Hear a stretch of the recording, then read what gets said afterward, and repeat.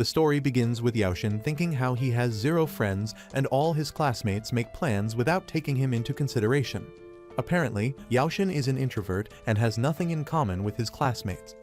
On the other hand, his classmates try to invite the prettiest girl of their class named Nanami, but her friends help her make an excuse, causing Nanami to take a sigh of relief while all Yaoshin thinks of is how he was neglected once again.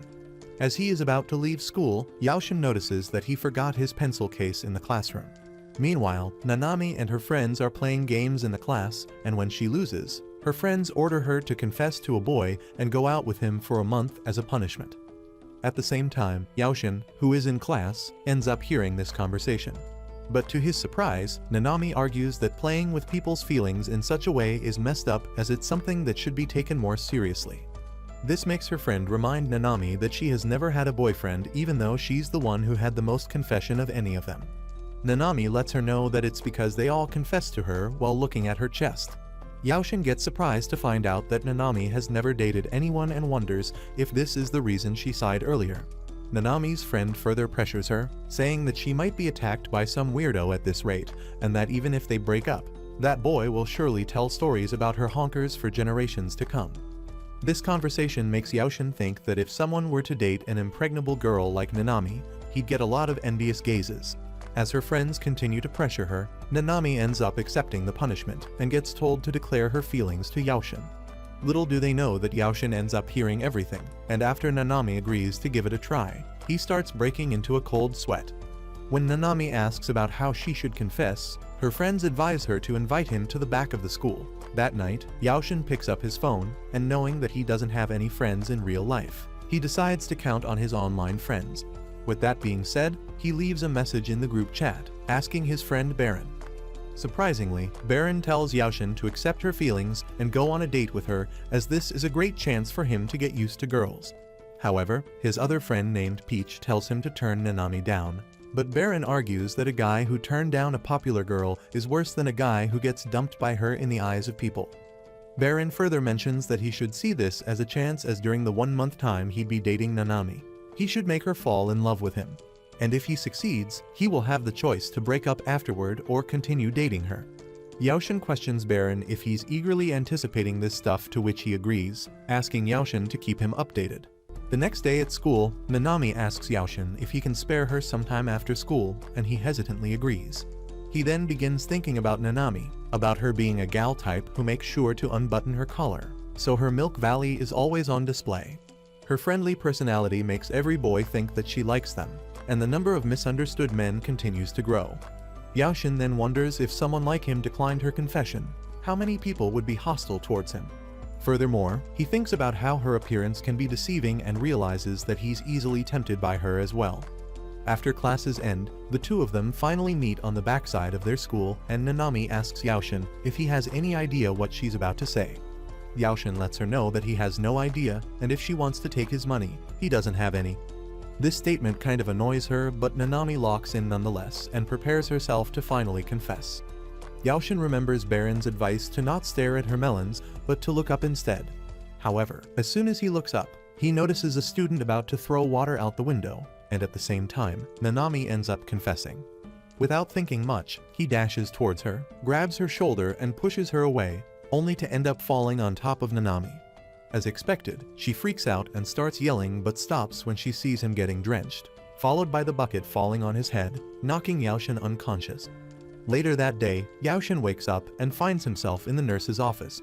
At first, he wonders why he is in a place like this, but ends up remembering everything from him wanting to cover her and something heavy falling on him from above. Just then, Nanami appears, saying that she's glad Yaoshin's awake. Yaoshin begins apologizing to her for making her bring him to the infirmary, but Nanami tells him not to worry about her and asks if his injuries are okay. Yaoshin lets her know that there's nothing to be concerned about and reassures her that he's perfectly fine. Nanami seems relieved after hearing this, and when Yaoshin asks if she is okay, Nanami agrees, saying that it's all thanks to him. Following that, Yaoshin gets up, telling Nanami that he's relieved that she wasn't hurt, causing Nanami to become beet red, and tells Yaoshin to go back to bed. Yaoshin also notices that his hairy chest is on display and pulls the blanket over his body. Afterward, Nanami compliments him for having an athletic body and reassures him that she didn't mean to ogle at his abs. Before long, the nurse arrives and lets them know that this is not a place to get freaky. Following that, she gives him a fresh uniform, telling Nanami to wait outside while he changes. The nurse then tells Yaoshin to be grateful to Nanami as she has been looking after him since he was brought to the infirmary. After he's all dripped up, Nanami once again asks if he's okay, to which he agrees, thanking her for the help. Nanami also thanks him for keeping her safe and asks for his answer to her confession. Yaoshin remembers that he rushed to save her before answering, and remembers Baron's advice once again to look into her eyes. With that being said, he agrees to date her, which comes as a shock to Nanami, who at first couldn't believe it and fails to hide her excitement afterward. Furthermore, she asks Yaoshin to call her by her first name, as they are a couple now, deciding to call him by his first name as well. Even though Yaoshin doesn't feel comfortable addressing girls by their first name, he agrees and calls her name while extending his hand. Nanami shakes his hand and calls him by his first name with a big smile on her face. Even though Yaoshin is lost in that smile of hers, he forces himself to remember that this is only a penalty for her game. Following that, he lets her know that it's a pleasure to go out with her, to which she agrees.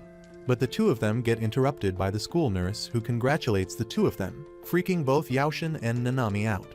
Furthermore, she advises them to stick to an appropriate relationship and always use the highest quality rubber. Nanami gets flustered hearing this, while Yaoshin questions the nurse why she's talking like this out of the blue. She replies that the two of them need proper education as their hormones might take over, and she might end up popping out a baby or two. With that being said, the two of them are on their way home together, but are too nervous to say anything. Yaoshin begins to wonder what he is supposed to talk about when he goes home together with a girl and ultimately begins conversing about the weather. However, Nanami stays silent, making Yaoshin realize that she might be nervous as well. Eventually, she speaks out and suggests exchanging contact information.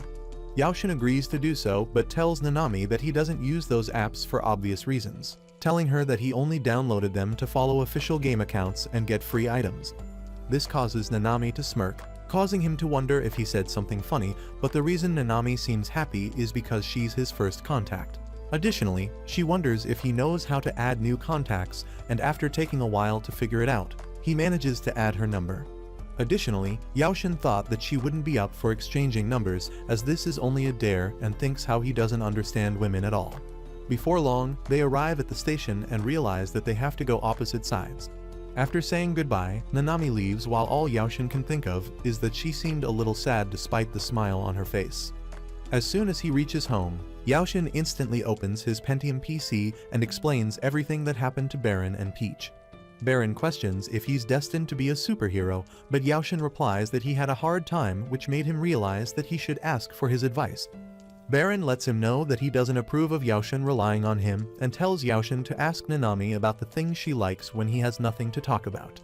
However, Peach seems furious about the whole thing and mentions that this will never go well, asking Yaoshin to break up before he gets hurt. Baron mentions that he just started dating, so they need to see what happens next, and suggests setting up a goal for this week. The goal Baron sets is for Yaoshin to hold Nanami's hand by the end of the week. Yaoshin questions if a handshake counts, but Baron wants him to hold her hand to and from school. As he starts stressing over this situation, Yaoshin receives a message from Nanami. This comes as a shock to him, as he didn't expect to get a message from her on the first day. Turns out she wants to walk to school together from tomorrow, asking if he's up for meeting at the train station at 7:30 in the morning. As expected, the Virgin begins freaking out and wonders how he should respond.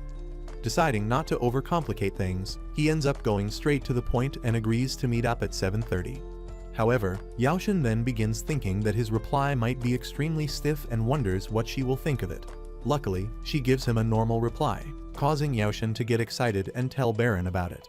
He advises Yaoshin to go to the station 30 minutes before the meeting time, telling him that he surely wants to see his girlfriend as soon as possible. This makes Yaoshin realize that she really is his girlfriend, even if it's for a month. Baron further tells Yaoshin to put her first if he needs her to like him, which makes Yaoshin think if he can prioritize her over his AI waifu, and decides not to whine about it, as there's no turning back. With that being said, he turns off his PC and begins thinking about how he will be going to school with Nanami tomorrow, completely unaware that she is doing the same thing as well. The next day, Yaoshin arrives at the train station 1 hour before the meetup time to make sure that he doesn't make his girlfriend wait. But to his surprise, Nanami is already present there, which makes Yaoshin wonder if he got the wrong time. Nonetheless, he calls out her name and asks if he made her wait, to which Nanami replies that he's earlier than she expected. With that being said, she greets him by saying good morning with a big smile on her face, making Yaoshin remember that she is the girl who confessed to him. But he is also aware that it's only a punishment and that he shouldn't forget it.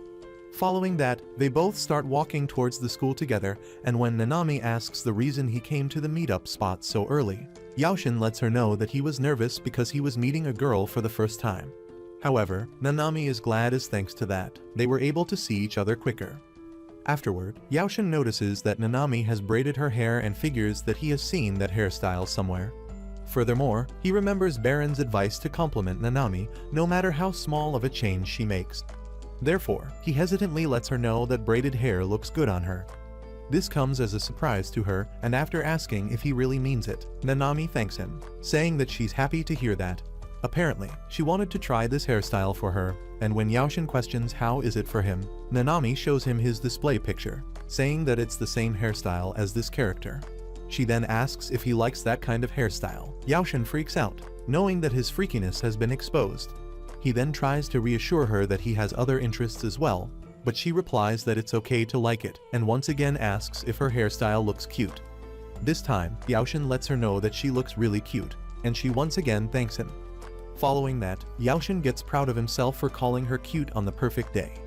Soon after, Nanami suggests holding hands on the way, which shocks Yaoshin, causing Nanami to think that he doesn't want to. But Yaoshin lets her know that he does, and after wiping his slimy hands, he ends up grabbing Nanami's hand.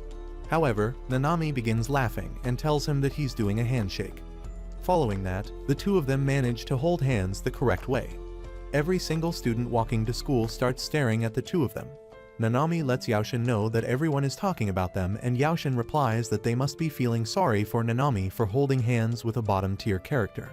But Nanami doesn't appreciate this comment and tells Yaoshin that it's not the reaction she wanted. Additionally, she reminds him that he is her boyfriend and that he looked really cool yesterday. While Yaoshin begins to wonder if she's supposed to go this far for a punishment, Nanami suggests having a relationship on an equal footing. Ultimately, he apologizes to Nanami, and she does the same. Yaoshin then starts to think about what kind of face Nanami would make if he told her that he knew about the punishment and ended up poking her cheeks. Nanami looks at him in shock and gets beet red, which causes Yaoshin to panic as well. He then asks if it was unpleasant, but Nanami replies that he startled him. Before long, they enter the classroom, holding hands. Nanami instantly gets surrounded by her friends who begin congratulating her, which confuses Yaoshin as they were the ones who came up with the punishment. Just then, their other classmates began asking why she was together with Yaoshin. This makes Nanami hold Yaoshin's arm once again and reveal that she confessed to Yaoshin yesterday. Everyone gets shocked, but Nanami's friend makes them go away. Yaoshin thanks both Hatsumi and Ayami, which enrages Nanami, who asks Yaoshin why he's calling them by their first names when he called her by her family name. Hatsumi mentions that he most likely doesn't know their family names and properly introduces herself. Yaoshin then apologizes for calling them by their names, while Hatsumi reminds Nanami that she has something to tell him. She then comes up to Yaoshin and asks if he has planned anything for lunch. Following that, she reveals the two-person bento she made, asking if he'd like to eat it together. Later during lunchtime, the two of them meet up at the rooftop to eat lunch together, and Yaoshin thanks her for going through all this trouble. Furthermore, he notices that everyone is staring at them and figures that he has to deal with it. Ultimately, he takes a bite of the lunch she made and compliments the taste. Nanami informs him that the onigiri are small because her hands are pretty small, reminding Yaoshin that she made those onigiri for him using her fingers. After they are done eating, Yaoshin once again praises her cooking, to which Nanami replies that this bento was pretty basic. Suddenly, his stomach begins growling, which makes Nanami apologize, saying that her bento must not be enough for a boy. To fill his black hole of a stomach, she tries hand-feeding some of her lunch, and after hesitating for a moment, Yaoshin ends up taking a bite. Nanami then mentions that she often does this with Hatsumi and the others. Furthermore, she suggests going to buy a bento after school as he couldn't eat his fill, calling it an after-school date. After school ends, they both get ready to go buy a bento box for Yaoshin. Nanami notices that Yaoshin looks a bit down, and she wonders if he doesn't want to hold hands with a person like her. However, Yaoshin reassures her that she's mistaken, and that someone like him is lucky to even touch a fine maiden like her. When Nanami asks if he's not forcing himself, Yaoshin lets her know that he doesn't need to force himself, causing Nanami to smile brightly. Afterward, they arrive at the mall where Nanami picks a bento with flowers on it. But Yaoshin mentions that it's a bit too cute for him, and begins searching for another bento when out of nowhere, Nanami comments on them looking like newlyweds. Surprised, Yaoshin mentions that he thought so too, and Nanami replies that he doesn't need to force himself to agree. Yaoshin then tells her that he is pretty happy to hear that, making Nanami fluster and hit him while calling him a tease. Ultimately, he ends up picking a bento box that he likes, but Nanami instantly snatches it from him and decides to go buy it. However, Yaoshin stops her as he wants to pay, considering that he will be the one using the bento box. But Nanami straight up disagrees, letting him know she wants to do something for the one she loves and that there's no reason for her to let Yaoshin pay. Yaoshin argues, asking her to at least let him pay for the bento box as he doesn't want to look like a gold digger. In the end, Nanami agrees and returns him the bento box. After paying for it, he once again gives it back to Nanami, who mentions that it now feels like a present, catching Yaoshin by surprise, who tells Nanami that he will be in her care tomorrow. On their way home, Nanami asks about the food he wants her to put in the bento, and when he chooses a hamburger, she questions if he eats peppers. Yaoshin replies that he's too much of a wimp to eat spicy food. Nanami mentions that he will be eating them anyway as it's her cooking, later telling him that she's just joking. But Yaoshin reassures her that if it's her cooking, he will eat anything, causing Nanami to crack up. After returning home, Yaoshin once again gets on the game and tells everything that happened to Baron and Peach. Additionally, he mentions that Nanami promised to call him tonight, but he still wasn't able to tell her about the punishment game. But Baron mentions that she clearly doesn't care about the punishment game anymore and says that he didn't think he'd be able to go to school with Nanami, holding hands the same week. Yaoshin comments that the punishment game was for her to get used to guys and wonders if she's using him as a simulation. Baron further tells Yaoshin that he thought Nanami would surely tell him not to get carried away as she was forced to go out with him, making Yaoshin tell him that she's not like that. This makes Baron realize that Yaoshin is already down bad for her and almost gets hit by an attack that Peach makes in-game, later telling Yaoshin that Nanami is just toying with him and he better break up with her. Baron tells Peach not to worry about it too much and asks Yaoshin if he will give her his thanks for the meal. Yaoshin replies that even though he thanked her, he still wanted to pay for the materials she'll be putting, but Nanami refused. Baron then suggests giving her sweets to return the favor, which is something Yaoshin seems to like, and mentions how pathetic it is to realize this after being told by someone else. Baron then gets an idea for his next objective and tells Yaoshin to ask her on a date. This freaks him out as asking a girl on a date is almost impossible for someone who had zero female interaction before Nanami. Baron tells him not to stress out and just take her to see a movie for something. Yaoshin also realizes that they are not really equal in this relationship and wants to be equal considering it's for a punishment game. Additionally, Baron advises him to ask for her hobbies as he can use it as a reference when picking a movie. Ultimately, Yaoshin decides to complete this objective and gets to ask her when she'll call her at night. Before long, he receives a call from Nanami, who apologizes for calling at such an hour. Furthermore, she wonders if she said anything weird as it was her first time going out with a boy. But Yaoshin reassures her that he enjoyed everything they did while getting turned on at the same time.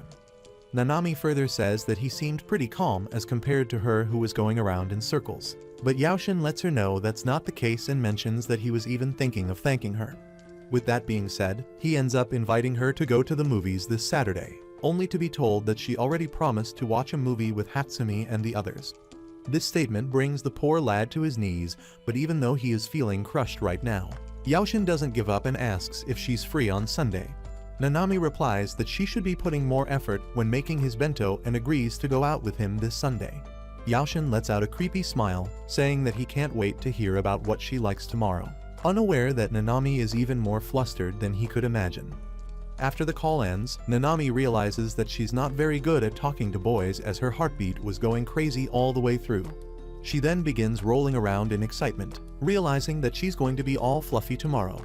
Furthermore, she begins thinking how Yaoshin not only arrived early to meet up with her, but also complimented her hairstyle and called her cute. She then thinks about everyone's reaction to her dating Yaoshin and her being nervous while giving him the bento, as Nanami wasn't sure if he'll enjoy the things she cooked. The things that happened during lunch start appearing in her mind, which makes her regret everything she did, as attracting everyone's attention is really embarrassing. Nanami then wonders if hand feeding him counts as an indirect kiss, and realizing that she just noticed it, Nanami gets even more embarrassed. However, she is aware that sooner or later they might end up locking lips with each other, but figures that it's impossible as an indirect kiss is already too embarrassing for her. They have been together for barely 2 days, which makes her think about what things they might do tomorrow, but decides to distract herself by preparing his bento. Later in the kitchen, Nanami decides to give it her all and starts preparing the ingredients. While making the bento, she thinks that Yaoshin is normally quiet at school, but can be unexpectedly proactive at times. Even though he easily gets flustered, Yaoshin didn't give up when she told him that she was busy on Saturday. She didn't expect him to invite her on Sunday instead, as he's not the type to do such a thing, which makes her even more happy. She further thinks about how she wants to talk to him about a lot of things and wants to know him even better. Additionally, she wants him to eat her freshly made cooking as well, and just thinking about her going to his house someday makes her nervous. She is aware that if they kept going out, there would be a lot of things for them to do, like showing off those 2 cannonballs on her chest, going to some kind of festival together, spending Halloween, Christmas, and Valentine together. There are many things she'd like to try and knows that a month is too short for her to make things progress. Nanami is aware that Hatsumi told her to keep going out with the boy while she's getting used to it, and even though she was really anxious at first, now she'd like to give it a try. Apparently, Hatsumi told Nanami that she's easy to deal with, so they wanted her to go out with a virgin like Yaoshin instead of a playboy. This makes Nanami wonder if she's really that easy, and starts thinking that if Yaoshin even finds out that she confessed to him because of a punishment game, he'll start hating her. Nonetheless, she is aware that she is always thinking about Yaoshin, and as she doesn't want him to be depressed, she needs to keep changing things regularly. However, as Yaoshin isn't here, she can't really get his opinion, so there is only one thing left for her to do. That is to try her best and make Yaoshin fall deeply in love with him. She plans on getting him using his stomach and ultimately kiss him someday. As expected, she gets embarrassed by the thought of kissing once again and decides to be ready for it at least. Furthermore, she is now starting to think that Yaoshin might forgive her, even if he finds out about the punishment game. Before that happens, Nanami wants to make him completely fall in love with her. As she doesn't have the courage to reveal the truth just yet, she was to at least put her all into tomorrow's bento. The next day, Yaoshin arrives at the meetup spot 30 minutes early and figures that Nanami doesn't have to wait this way. Just then, someone pokes his cheek, and that person turns out to be Nanami, who was already waiting for him. He lets her know that she surprised him, to which Nanami replies that he surprised her yesterday, and with this, they are now even. Yaoshin then mentions that she's pretty early, to which Nanami replies that she came early because she wanted to see Yaoshin apologize for being late. Following that, he notices that she had ponytails today, and lets her know that this hairstyle looks great on her, and manages to call her cute once again. Nanami thanks him and shows her gratitude by letting him hold her hand and eat the bento she made. Elsewhere, at school, all the desperate girls are gathered around a boy, offering him water and stuff. He then notices Yaoshin walking with Nanami while holding hands, making him squeeze the water bottle in anger. But when the ladies ask if something is wrong, he dismisses it. While the two of them put their shoes in the locker, Yaoshin apologizes for calling her without giving a proper heads up, even though she isn't really used to boys. He further mentions that he was so excited about Sunday's date that he ended up calling her yesterday. Nanami agrees, saying that she's still not used to them, but Yaoshin's call made her really happy. He then notices that Nanami seems to be in a good mood and wonders if it's because of his call, making her glad that he called her. Just then, Nanami realizes that she never told him that she wasn't used to boys, causing Yaoshin to freak out, as she indeed never told him, and he ended up hearing it while eavesdropping. Knowing that he needs to get out of this situation, Yaoshin reminds her that it's her first time going out with a boy, and considering that it's the first time of someone as cute as Nanami, he figured that she might not be used to boys. Nanami gets flustered hearing the word cute, and Yaoshin suggests moving towards their class. On their way, he wonders why Nanami is so bad with boys, as someone as bad as her must get plenty of confessions. He thinks that something bad must have happened to her, and even her friends were worried, which is why Yaoshin was particularly chosen as her training partner. Eventually, Nanami apologizes for making him sorry, saying that it's not that big of a deal, and mentions that she always has difficulties with boys, but can't seem to remember the exact reason. Considering she can't remember, it must not be that important. Additionally, as many schoolboys are desperate for her kitty, she must have developed some difficulties dealing with them. Nanami then reveals that it was around 6th year when she started being scared around boys. Yaoshin figures that she must be just as cute back then, and may have seen so many boys that she can't remember the exact reason.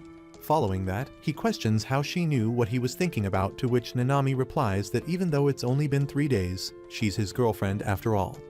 This makes Yaoshin's heart skip a beat, and he begins to wonder what kind of face he should make while telling her that he knows about the punishment game. Nonetheless, he decides not to let her know and unconsciously ends up ogling at those Pokemon balls on her chest. However, she notices him having a staring competition with her jugs and hides them, thinking of Yaoshin as a perv. Yaoshin begins to freak out and starts apologizing, telling her that he had no ill intentions. But Nanami lets him know that she really hates guys' hazes, making his soul leave his body. But to Yaoshin's surprise, she then mentions that it's okay if it's Yaoshin, deciding to forgive him this time. He freaks out and thinks that this statement seems pretty unfair. Later that day, they both talked normally and spent the whole day filled with happiness. Eventually, it was time for them to have lunch together and Yaoshin was happy to get 2 hamburgers. When Nanami asks if that portion is okay, he lets her know that it's more than enough. Nanami further advises him to open his mouth for her to feed if it's not enough, later getting embarrassed by what she just said. She then apologizes, telling Yaoshin to just eat his portion when out of nowhere, a boy appears, asking if he can have a bit of Nanami's time. That guy turns out to be the same person from before and asks Nanami about the guy sitting next to her. Nanami lets that boy named Shibetsu know that he's being a bit obstinate, while Yaoshin begins to think that he knows Shibetsu as the famous basketball player of their school who, like everyone else, was rejected by Nanami as well. Shibetsu lets Nanami know that he's not giving him and once again asks Yaoshin about who he is. This causes Yaoshin to stand up and introduce himself as Nanami's boyfriend, simultaneously thinking that Shibetsu is huge enough to knock his sorry self down in no time. Even though Yaoshin is scared to talk to him, he can't imagine how scared Nanami might be and decides to stand his ground. Shibetsu mentions that they are attracting quite a lot of attention and suggests moving to the cafeteria. Once they are settled, Yaoshin begins eating his lunch in the cafeteria, and when Shibetsu asks if the bento was made by Nanami, Yaoshin starts devouring all the content before Shibetsu even gets the chance to ask for a single bite. Following that, Yaoshin compliments Nanami for her amazing cooking skills, making her glad. Furious, Shibetsu stands up and challenges Yaoshin to a duel, telling him to hand over Nanami if he loses.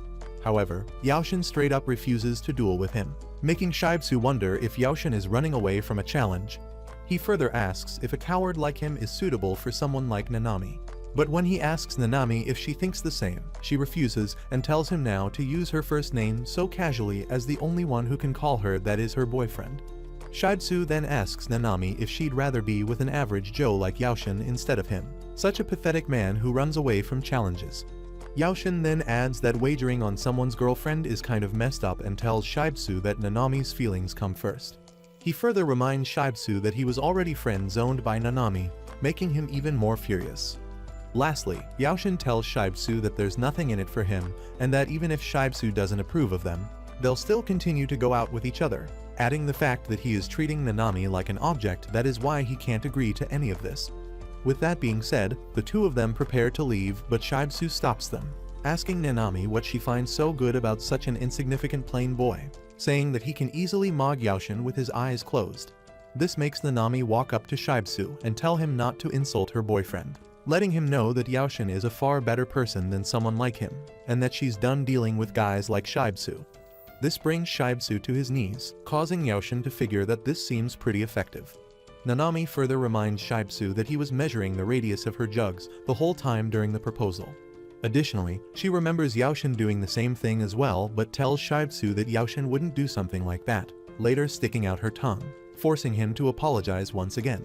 With that being said, Nanami suggests going away, but Shibetsu tries to stop her once again and almost grabs her arm, only to be stopped by Yaoshin at the last second. He then tells Shibetsu that his being persistent will only make her hate him even more. Ultimately, Shibetsu gives up on using logic and tells Yaoshin to fight him, saying that he's sure Nanami would get it if he wins. However, Yaoshin tells Shibetsu to raise his head as it's not a pretty sight to look at, and when he continues begging Yaoshin to have a duel, Yaoshin eventually agrees and asks about the kind of duel he wants to have. Shibsu suggests having a 1st to 10 3-pointer competition in basketball, but all Yaoshin knows about basketball is what he read from the manga. Nonetheless, he accepts the competition, causing Nanami to ask if he's really okay with this duel.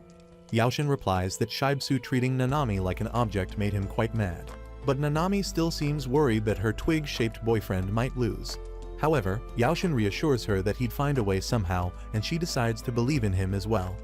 Following that, Yaoshin tells Shibsu that even though he is fine with this duel, he is still a beginner and wants Shibsu to get 3 handicaps. But Shibsu is confident that whatever the handicap might be, there's no way he'd ever lose in basketball. Later in the basketball court, Hatsumi and Ayumi appear, asking about the commotion in the gym and if she knows what's going on. But before Nanami can say anything, the screams of girls simping for Shibsu interrupts her. Yaoshin also seems a bit nervous as it has turned into a big event. Nanami then notices Yaoshin in his basketball fit and runs across Shibsu, completely ignoring him. Her friends also join her, asking Yaoshin if he's planning to join the basketball club. They then notice the guns on his arm and begin complimenting his body, which is something Nanami doesn't really appreciate. She then gets between the two of them and mentions that they are staring at Yaoshin a bit too much. This comes as a surprise to both of them, and they end up laughing, reassuring her that no one is stealing Yaoshin from her. Yaoshin then informs them that Shibsu challenged him to a match with Nanami as the prize. When Hatsumi asks how he's going to deal with it, Yaoshin lets them know about the handicap, that being Shibsu teaching him the basics and letting him show 20 of his shots as an example. Afterward, Shibsu teaches him the correct way of holding the ball along with the proper positioning he needs to have in order to score a point.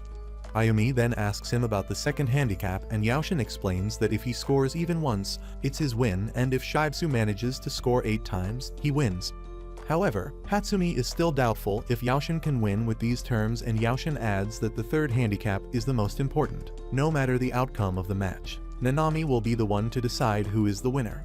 This makes the girls wonder if Shibsu was really okay with it, to which Yaoshin replies that he was okay as long as Nanami is the one choosing. Ayumi mentions that Shibsu really thinks that Nanami will choose him, while Hatsumi calls him an idiot if they take away basketball from him. However, Yaoshin is aware that it will be all for nothing if Nanami ends up choosing Shibsu instead of him. With that being said, the game starts and Shibsu asks Yaoshin if he's confident, saying that he is sure that Nanami will choose him. Nonetheless, Yaoshin prepares to take the first shot, and to everyone's surprise, he manages to score a point. Suddenly, a scream catches his attention, and it turns out to be Nanami, who tells Yaoshin that she loves him. With that being said, Yaoshin prepares to take his remaining tries, but after remembering what Nanami just said, he ends up missing every other shot apart from the one he made at the start. Now, it's Shibsu's turn, and he ends up making all 8 shots, resulting in a draw. Yaoshin finds it pretty impressive and wonders what Nanami thinks of him now, but to his surprise, she gives him a hug instead, telling Yaoshin that he won. Shibsu can't believe that he lost, and when Yaoshin asks if he would consider recognizing Nanami as his girlfriend, Shibsu can't help but cry due to frustration. Later at home, Yaoshin explains everything that happened to Baron, who mentions how there wasn't a need for competition if Nanami was the one deciding in the end. Yaoshin says that he's glad Shibsu accepted his defeat, to which Baron replies that Nanami wasn't going to get swayed by Shibsu in the first place. However, Peach disagrees, saying that Nanami is just toying with Yaoshin. She further mentions that girls like her toy with boys, while her friends simply look like they are having fun. Yaoshin thanks Peach for worrying about him and lets her know that his girlfriend isn't such a bad girl. Peach apologizes, and Yaoshin lets her know that he was able to cool off thanks to her. Furthermore, he decides to make more efforts to show Nanami how much he loves her. This catches Peach by surprise, and she decides to log off the game for now. After she leaves, Baron and Yaoshin wonder what's wrong with her, and he later advises Yaoshin to log out early as well so he can plan out his upcoming date. Later that night, he's busy sliding into the DMs of the hotties on Instagram when he receives a message from Nanami, asking if a kiss on the cheek would be fine as a reward. Even though Yaoshin is happy about it, he believes his heart won't be able to handle it. On the other hand, Nanami is taking a bath, and while washing her body, she thinks about all the crazy stuff she said in the spur of the moment. She really wanted to enjoy his reactions, but Yaoshin was too cool about it. Furthermore, she thinks that she'd like Shibsu to be more like Yaoshin as well.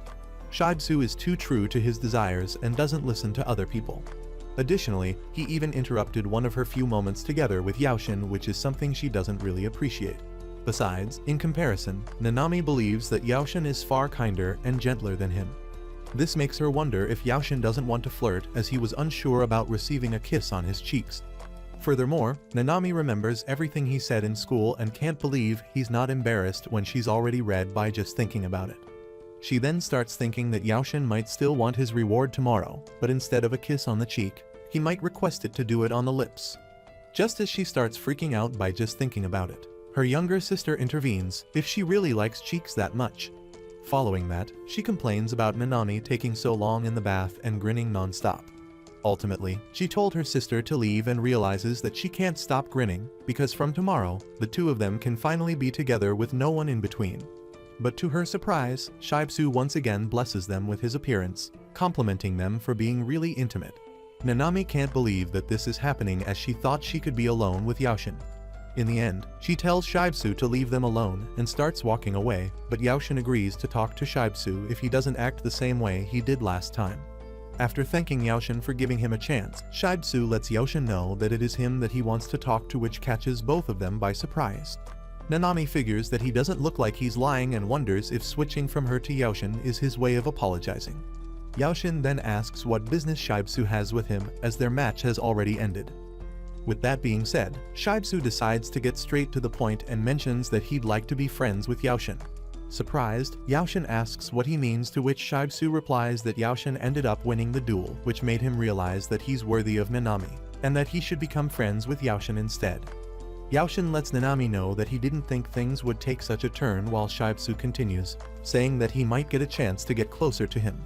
Yaoshin mentions that it's hard to hate Shibsu when he's asking so frankly, and Nanami whispers into Yaoshin's ears, telling him that Shibsu is an idiot in everything except for basketball. Her whispering into his ears ends up making Yaoshin panic, and after realizing what she just did, Nanami starts freaking out as well. Yaoshin then asks Nanami if Shibsu was appealing to her maternal instincts, but she corrects him, telling Yaoshin that all he did was peek at her basketballs instead of the real ones. Nonetheless, Shibsu interrupts their conversation, wanting to get back to the main topic. This results in Yaoshin agreeing to become his friend, but lets him know that there's a condition. That being that he will never hand over Yaoshin to Shibsu. He looks at Yaoshin in shock and starts laughing, saying that they go really well with each other and that it's time for him to search for a new baddie to bag. Additionally, this whole situation ends up improving Nanami's impression of Shibsu. Following that, he asks Yaoshin if he'd be interested in joining the basketball club, and even though Nanami is glad that her boyfriend's efforts are being recognized, she doesn't want him to join, as the time they spend together would decrease. To her surprise, Yaoshin ends up rejecting the offer, telling Shibsu that he doesn't want to decrease the time he spends with Nanami. This overjoys Nanami, as Yaoshin seems to think the same way, and after telling Yaoshin to contact him if he changes his mind, Shibsu finally walks away. Nanami then mentions that they are finally alone, and mocks him by saying that he must have preferred staying with Shibsu. Yaoshin apologizes, telling Nanami that he didn't intend on making her uneasy, and reassures her that he'd never let anyone take her away like some sort of prize. This causes Nanami to smile, and lets Yaoshin know that his face is bright red, to which he replies that she seems embarrassed as well. Nanami replies that there's not a single woman who wouldn't feel happy about her boyfriend saying such cool lines. With that being said, she grabs his arm, telling him that it's a reward for being so cool yesterday, but mentions that they won't be able to see each other tomorrow. This reminds Yaoshin that Nanami has to go watch a movie with her friends, while Nanami hopes that he'll be able to deal with the loneliness. Following that, he lets Nanami know that even though he'll be lonely tomorrow, he'd patiently wait for Sunday, causing Nanami to grab him even tighter, promising to send him a ton of messages tomorrow. Later, Yaoshin plays some games with the others and gets told that it's unusual for him to make such mistakes. Yaoshin replies that he's going on his first date tomorrow and can't stop thinking about it. Peach advises him to be extra careful tomorrow, causing Yaoshin to think that she is finally starting to show support. However, she returns to her usual self and tells Yaoshin that Nanami might crush his heart by calling him all kinds of bad stuff. While Baron tells Peach not to say that kind of thing, Yaoshin lets them know that he's got everything ready and should be fine. Baron then tells him not to worry about the game and enjoy himself. He further advises Yaoshin to escort Nanami properly, which can raise his favorability. This makes Yaoshin think that even though being together will make him happy, it could be different for Nanami, and decides to be careful. Afterward, Baron asks him about the clothes he'll be wearing on the big day. but Yaoshin seems to have no idea. He lets them know that almost all of his clothes are black, and he might have some trousers and jeans lying around. Knowing that he's most likely doomed, Baron then tells him to take a picture of his outfit and show it to Shibsu to take his opinion. Later that day, he calls Shibsu, asking if he's free right now. Shibsu gets happy that Yaoshin is already relying on him and asks what he needs. Yaoshin asks if he can show him the clothes he'll be wearing on the date, and Shibsu agrees to take a quick glance as he's in the middle of his break. This makes Yaoshin apologize for bothering Shibsu, and he gives Yaoshin the heads up that he doesn't have much knowledge either. However, as soon as he sees a picture of Yaoshin in a fully blacked out drip, he freaks out. Shibsu then questions why Yaoshin is covered in pitch black, wondering if he's some sort of wannabe ninja. Additionally, he asks if all of his clothes are like that, to which Yaoshin agrees. In the end, Yaoshin gets yelled at by Shibsu, who advises him to go buy something else immediately. With that being said, Yaoshin is on his way to the clothing store, thinking that his outfit must be horrible for Shibsu to get this mad. Furthermore, he's relieved that Peach and Baron noticed, but after listening to their feedback, he's starting to become conscious of people's gazes. Finally, realizing that this is what it feels like to have no clothes, he regrets telling Baron that he had everything ready. Ultimately, he arrives at the shopping mall where he'll be going with Nanami to get somewhat of an advantage. Nonetheless, he enters the shopping mall and notices that this place doesn't exist solely to play around. But after noticing the price tag having the same number of digits as his mom's weight, he realizes that clothes are much more expensive than he thought. Additionally, he doesn't have a part-time job, so spending his own money hurts. Now, he's starting to regret not having a part-time job and realizes that Nanami doesn't seem to have a part-time job either. Furthermore, he thinks how he'd love to work part-time together with Nanami, but is totally aware that he'd be constantly making mistakes while staring at her honkers. Soon after, he tries on some clothes and, listening to Shibsu's advice, who told him to keep the black jeans and buy a new top, he sends a picture of his drip to Shibsu, who luckily ends up liking it. After he's done buying clothes, he figures that this is about as much help as Baron and Peach can offer, as they are dealing with a baddie like Nanami after all. Yaoshin then begins to think that he should take Nanami to a zoo instead with how things are going, but with these new clothes, he's all set for tomorrow. Just then, he notices Hatsumi and Ayumi standing nearby, which makes him wonder why they aren't at the movie theater. Apparently, they are trying to deal with some playboys who are trying to hit on them. While those boys reassure Hatsumi and the others that their boyfriends won't find out, Yaoshin thinks that it's not surprising considering their flashy appearances. Hatsumi then lets them know that it's not about being found out, but the boys keep pressuring that they're both a group of three, which makes it perfect. Yaoshin begins to wonder who is the third girl he's talking about and notices Nanami with glasses standing behind the two of them. However, Yaoshin doesn't seem to figure out that the third girl is actually Nanami. Nonetheless, both Hatsumi and Ayumi continue telling the boys to stop as they all have boyfriends already. But that boy stays persistent, reassuring Hatsumi that her boyfriend won't find out. Yaoshin wonders if they are getting hit on and can't recognize the third girl as her outfits look pretty mature and tidy. He begins to think that Nanami might have gone back and that they could have added another person in their group. However, he is aware that he needs to do something to save them, but is sure that those playboys aren't the type to hear him out. But suddenly, an idea pops in his mind. As the argument between Hatsumi and those boys continue, Hatsumi almost loses her cool when Yaoshin interrupts, saying that it's quite a coincidence that the three of them came there as well. He then questions if those boys are their friends, causing one of them to mock Yaoshin for butting in.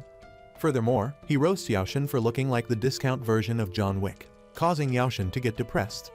Following that, he notices the mature-looking girl and figures that she looks really anxious. Additionally, he notices that he has seen her eyes before and decides to go with his initial plan.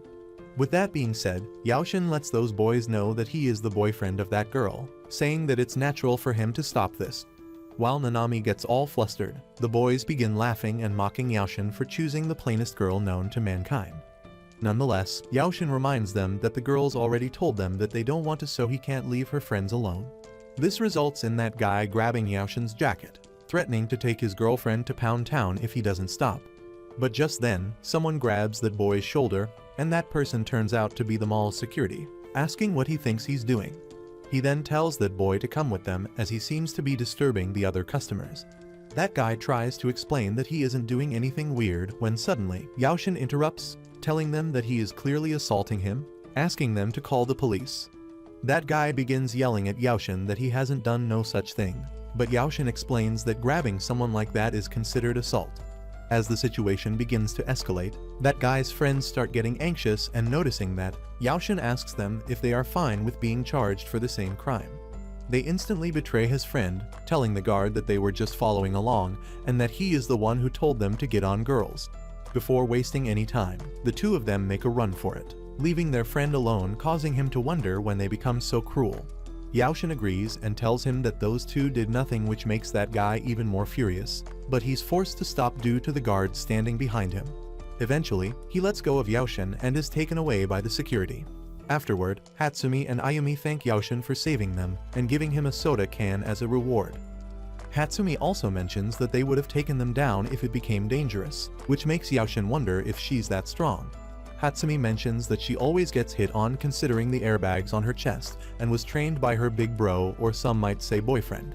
Puzzled, Yaoshin asks her what she means by big bro, and Ayumi lets him know that Hatsumi's stepbrother ended up being her boyfriend. Apparently, her brother is the famous martial artist named Otofuke. Yaoshin freaks out after hearing that she is dating her brother, but gets told by Hatsumi that they are not related by blood and could even marry if they want to. He then notices that Hatsumi looks very much like the girls from romance manga. He then asks if he did something unnecessary, but gets told that he really helped, as if she came back. Even with a single scratch, her boyfriend would start asking to escort her everywhere. Ayumi then adds that they shouldn't underestimate Yaoshin either and tells Nanami to join the conversation as well. Yaoshin realizes that he was right about that girl being Nanami, as he could never mistake those beautiful eyes.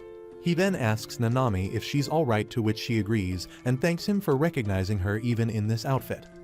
While Yaoshin wonders if she's so nervous because she was getting hit on, Nanami further informs him that she enjoys gal fashion but likes these sorts of normal things as well.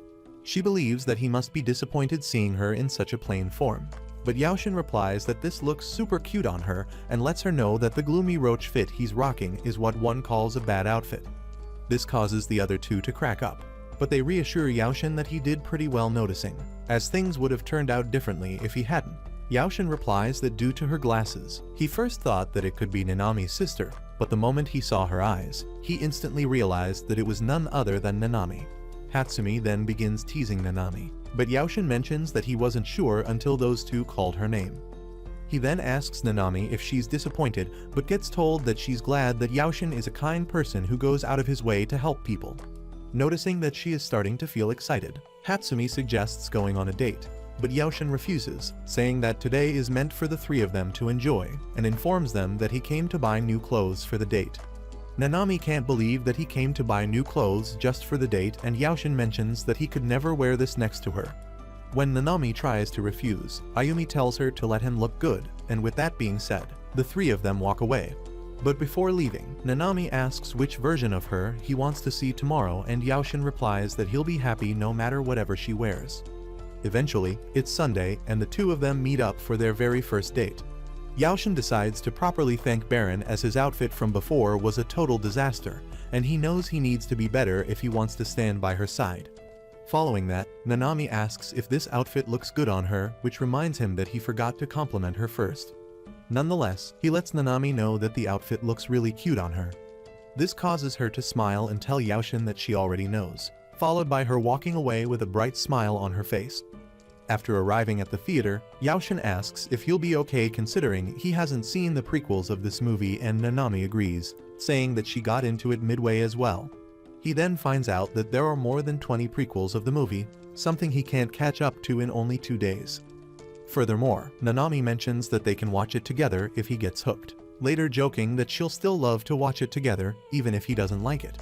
This makes Yaoshin think that a month might be too short for it and wonders why she is going so far for a punishment game.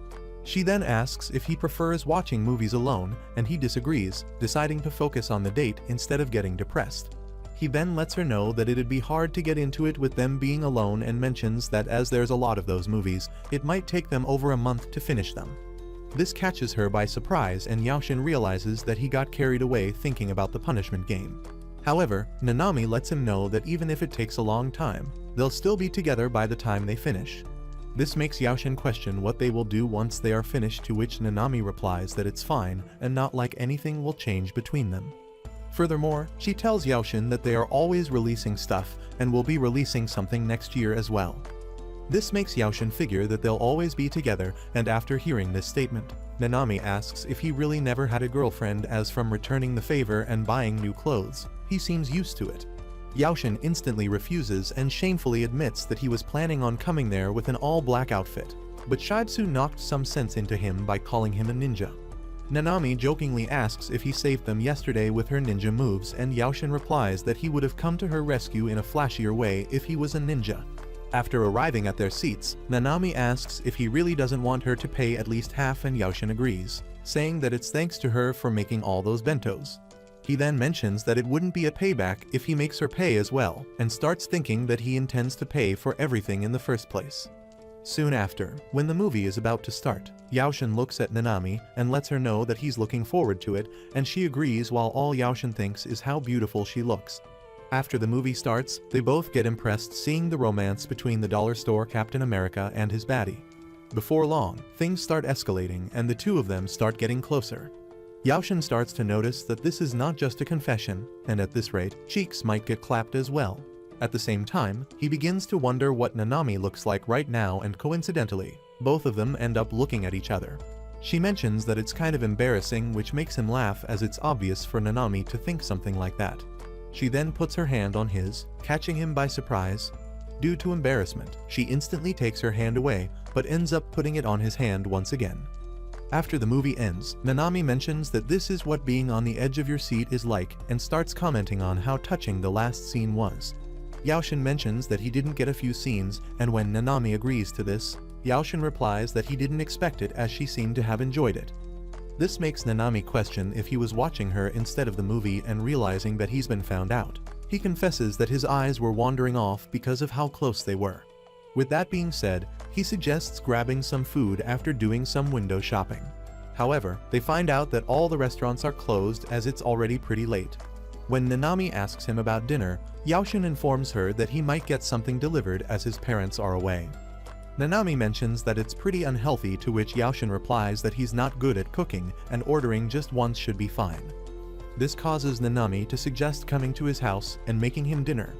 Before long, he finds Nanami at his house, sitting across the table, making gyozas with him. She mentions that she wanted to put the fillings in, but it takes so long to wrap them, so she really appreciates his help. Additionally, Nanami says that making gyozas together makes them look like a married couple, which ends up making Yaoshin flustered. But he decides not to get carried away and focuses on wrapping the gyozas. He then takes a look at the gyozas and calls her pretty, which comes as a shock to her. Turns out he is calling the gyozas she made pretty, and Nanami replies that he's doing pretty good compared to her dad, who always ends up overfilling them. Eventually, they decide to fry the gyozas up, and after they are done, Nanami suggests adding some bacon to the sauce. Ultimately, it's time for them to eat, and considering that Yaoshin's parents are away, it feels like the two of them are eating as a family. He is really happy that he got to experience this at his own house, and after taking a bite, Yaoshin instantly compliments her for making such tasty gyozas. Following that, he gets up to get a second serving, but Nanami ends up taking this role and advises him to eat a lot. After they are done eating, Yaoshin offers to walk her back home, saying that he can't let a girl go home alone at this kind of time. With that being said, the two of them are on their way to Nanami's house, holding hands and talking about the gyozas they just made. Yaoshin mentions that he really loved cooking together, which is something Nanami seems to appreciate. Eventually, they arrive at her neighborhood when out of nowhere, a giant buff dude appears behind them. Yaoshin gets freaked out and tries protecting Nanami, and quickly realizes that Shibsu's height and muscles are nothing compared to his. But before anything happens, Nanami ends up calling that person her dad, while he questions her about the boy next to her. Following that, the two of them end up going to Nanami's house. Both her mother and little sister are surprised to see her bring a boy home for the first time. Yaoshin, also seeing her mother and sister for the first time, notices that they look similar to Nanami as well. Her sister then mentions that Yaoshin is a perfect fit for her, considering how dull and non-violent he seems. Nanami questions why they are acting this way, as she hasn't said anything, to which her mother replies that she always looked happy making those bentos, while her sister mentions that she never puts makeup on when she goes to her friend's house. Nanami can't believe they noticed that and tell them to stop. Just then, her father enters the house, telling them to give Nanami a break and ask Yaoshin and Nanami to come with him. Both her mother and sister are surprised to see her mother with the two of them, and before anything happens, Yaoshin apologizes for bringing their daughter back home so late and takes all the responsibility, asking them not to be so harsh with her. But her father decides to settle all of this inside, asking him to leave that sort of talk for later. Yaoshin agrees with what he said and decides to finally introduce himself as Nanami's boyfriend. Her mother also introduces herself as Tomoko and her sister as Seiya. Additionally, her father then introduces himself as Genakairu, telling Yaoshin that it's nice to meet him. After shaking each other's hand, the three of them sit at the table and explain everything that happened. Genakairu then asks Nanami if she knows why he's angry, and she wonders if it's because she didn't tell them about her boyfriend. But Genakairu refuses and mentions that he's actually delighted to know that she has a boyfriend, given her circumstances. Her mother adds that she thinks the same way, which makes Yaoshin think that they more or less recognize them. But when Nanami asks the reason he's mad, Genakairu tells her that it's because she lied to them. The whole punishment game being a lie enters Yaoshin's mind, and her father adds that even though he's okay with her lying to go on a date, spending the night at a boy's house is unacceptable. Tomoko also mentions that they would have let her go if she told him about making dinner for Yaoshin. But Genakairu can't help but think what freaky stuff could have taken place if she had decided to stay overnight. However, he apologizes for being inappropriate and mentions that nothing makes him happier than his daughter finally getting herself a boyfriend. However, Nanami doesn't buy any of this and tells Genakairu that it's because he always says stuff like that. Genakairu, confused, tells Nanami to calm down, but Nanami mentions that she didn't want to tell him about Yaoshin because he always says weird stuff. Genakairu once again asks her to calm down and says that he doesn't recall saying anything about her relationship. This makes Nanami remind Genakairu that he said he won't recognize her boyfriend until they are as strong as him. This catches Yaoshin by surprise, and when he asks if he needs to beat her dad, Nanami agrees. Yaoshin replies that there's no way for him to beat a barbaric man like Genakairu and wonders what's the point of going so far for a punishment game. Furthermore, he believes that this is the perfect excuse to call it off, but ends up remembering all the stuff they did the past week and all the memories they made. This wakes up the inner Sigma Wolf, causing him to get up and give Nanami a hug, letting her know that he will take on any challenge and won't let them separate. His statement brings tears into her eyes, and she hugs him back while thanking Yaoshin. Her mother comments on how jealous she is, reminding Yaoshin that he totally forgot about her parents. Following that, Genakairu apologizes and asks if he really said something like that. Nanami gets even more furious and slams her hand on the table. At the same time, Tomoko gets angry as well and asks how Genakairu could not remember the things he said on his own. Terrified, Genakairu explains that he's not trying to play dumb and really doesn't remember when he said that. Nanami reminds him that it happened years ago when Hatsune's brother came to drink with him. Genakairu then thinks hard and finally remembers that he said something similar. However, he let Nanami know that he was only trying to cheer her brother up as he was quite worried about all the boys trying to hit on his sister. So Genakairu told him that if it were him, he'd only recognize them if they could beat him. Nanami questions if he really gave him that advice and Genakairu agrees, saying that there's no way he'd say anything like that about the two of them. Nanami finally calms down and asks if there is no reason for him and Yaoshin to fight, and her father swears on his meat armor and his busty wife. He further tells Nanami that he didn't train this hard just to beat people, which comes as a surprise to Yaoshin. Genakairu tells Yaoshin not to be so formal and call him by his name. Yaoshin then questions if isn't some kind of martial artist, but he replies that he's just an average salary man. Yaoshin lets Genakairu know that he also trains but can't seem to outgrow his current muscles. Nanami also adds that Yaoshin's abs are a bit defined while Genakairu's are more on the bulky side. This causes everyone to become silent, and Nanami is a little late to realize what she just said. Furious, Genakairu asks how his daughter has seen him unclothed and wonders if her field is already cultivated. Nanami instantly refuses, telling them that Yaoshin got injured while saving her and she saw them as his uniform got dirty. Luckily, he ends up believing their explanation and tells Nanami that it might end up becoming difficult to trust her if she keeps on piling up small lies. Tomoko then tells Yaoshin to keep training as Yaoshin really loved seeing her father train. Genakairu then adds that it was Nanami's aversion to boys which made him train so hard and bring out the old album. Tomoko reminds Nanami that she started not feeling well around boys around 6th grade, and her father figures that it must be when he started training as well. They then show Yaoshin an old picture of her, and when Genakairu asks if she's cuter than any idol, Yaoshin wholeheartedly agrees. He further mentions that Nanami was bullied by the boys in the past, due to which an accident occurred. However, Nanami still can't remember anything, and Genakairu says that it's not surprising that she can't remember because of the shock. Since then, Genakairu began training so he could always protect Nanami, but as Nanami's blessed with great friends, her aversion to boys has started to weaken, and now finally, she brought home a boyfriend. Hearing this story motivates Yaoshin, and he swears to always protect Nanami from now on, promising to be by her side and never make her sad. With that being said, he requests them to grant them their blessing. While Nanami is flustered to hear this, both Tomoko and Genakairu are really happy to hear his proposal. Luckily, Genakairu agrees to bless his relationship. But Yaoshin believes that Nanami must have not liked it, as he blurted it out without thinking. But to his surprise, she is still surprised about what he just said. Nonetheless, Yaoshin decides to make sure to keep her safe from now on, and can't believe that something like that happened on their first date. Following that, he tries talking to Nanami, but she's still shocked, and Genakairu lets him know that it might take her some time to come back to her senses. However, as it's already past midnight, Genakairu decides to drive him home, and Yaoshin gladly accepts his offer. Outside, Yaoshin once again thanks Genakairu for telling him everything about Nanami, to which he replies that he's the first person they talked to about her past. Yaoshin wonders if it's fine as they just met, and Genakairu lets him know that he'd gladly entrust her to someone like him. With that being said, both of them shake each other's hand, while Yaoshin thinks that just as Nanami had been hiding the truth, he's not been very honest either. After Yaoshin leaves, Nanami checks out the group chat and sees her friends asking about the date, which reminds her how Yaoshin was ready to go through such an unreasonable request of fighting her dad.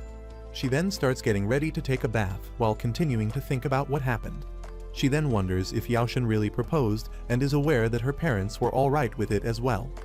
This makes her think of the two of them getting married after graduation, and maybe living together in college. Additionally, she thinks about the type of house they'd live in, and how they could go to sleep while cuddling.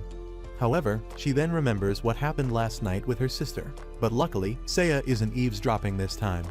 With that being said, Nanami gets out of the bath and receives a call from Yaoshin. She lets him know that she just got out of the bath, which catches him by surprise. Nonetheless, he thanked her today as he really enjoyed himself and got to learn a lot about her as well. Nanami also shows her gratitude and asks if they should go out next week as well, to which Yaoshin instantly agrees. After they are done talking, Nanami puts on her clothes and gets out to both Seiya and Tomoko, eavesdropping on her. Tomoko tells Nanami that she's making that face again, while Seiya mentions that she really wants a boyfriend like Yaoshin. But when Nanami replies that she won't let her have him, Seiya reassures Nanami that she only wants someone like him and not him. Furthermore, she starts teasing Nanami for being head over heels for Nanami. Just then, Tomoko interrupts, asking Seiya to go sleep, but when she tries to argue, Tomoko once again says her name, and this time, Seiya agrees.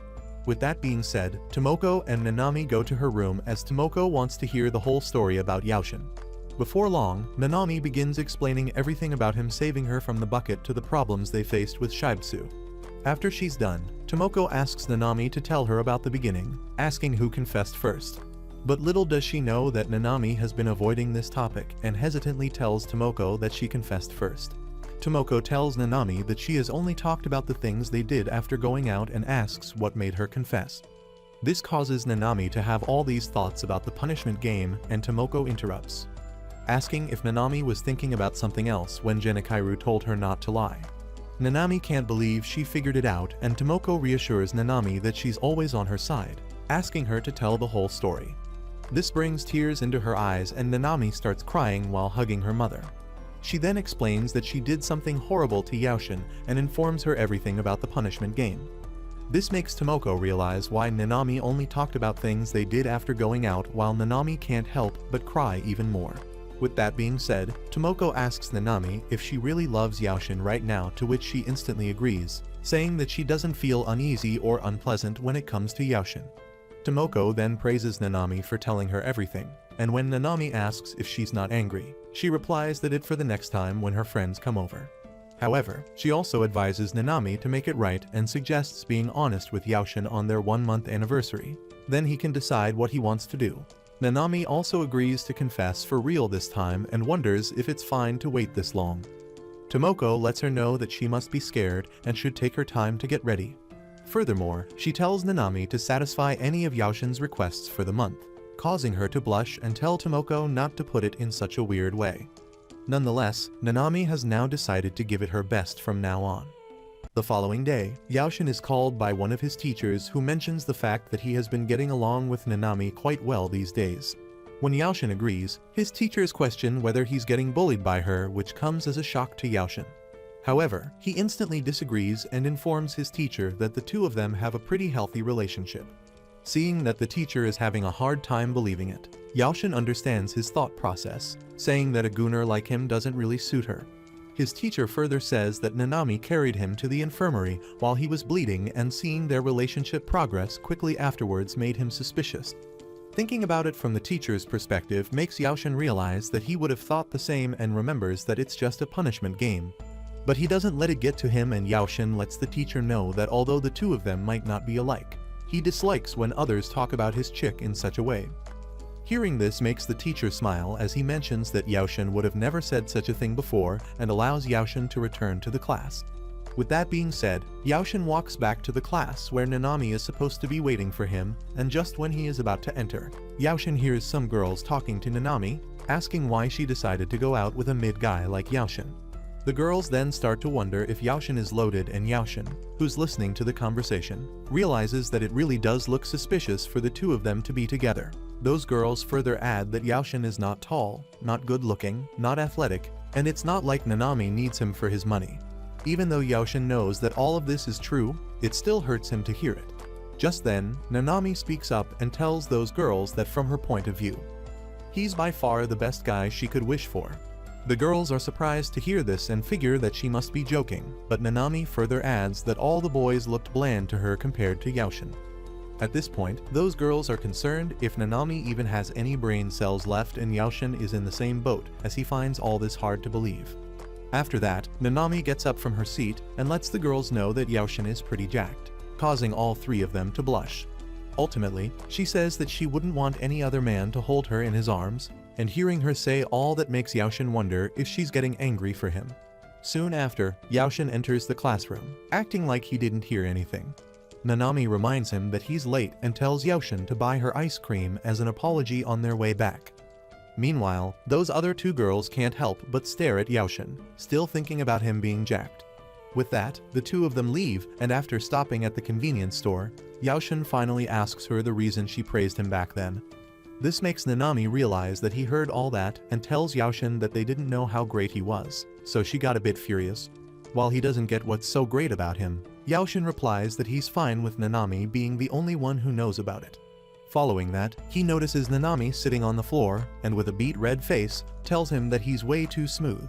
Confused, Yaoshin mentions that Nanami made that kind of face earlier as well, to which Nanami replies that she just did what her mom does. Nanami further tells him that she was screaming for him to come back quickly as she was pretty embarrassed while confronting those girls. After realizing that she did all of that for his sake, Yaoshin lets her know that he's grateful. To his surprise, Nanami starts to blush again and begins staring right into his eyes. The tension between them starts to increase until Nanami breaks it by suggesting they get some more ice cream. According to Yaoshin, Nanami has become more proactive since that day, and the two of them now hold hands to school like couples do.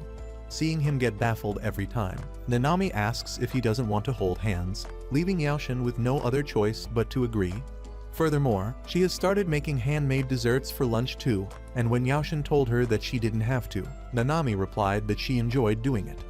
A few days later, Yaoshin discusses this fact with Shibsu, telling him that Nanami seems to be trying to kiss him. Shibsu figures that Nanami must have been shooting her shot again and again, and her getting ahead is making Yaoshin anxious.